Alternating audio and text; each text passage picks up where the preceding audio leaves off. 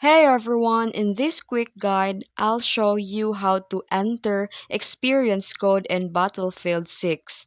Let's get started. So from the Battlefield 6 main menu, start by scrolling down to Community tab.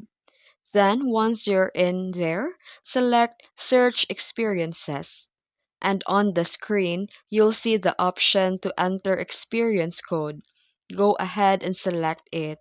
You can add a text box. This will appear. Now, enter the specific code you've been given. This could be a custom servers, bot lobbies, training modes, or other player-made experiences.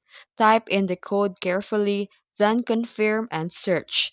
After the game locates, you'll see the appear on the screen. Select it and you'll now have the option to either join the session or host it yourself if you'd like to run the server personally.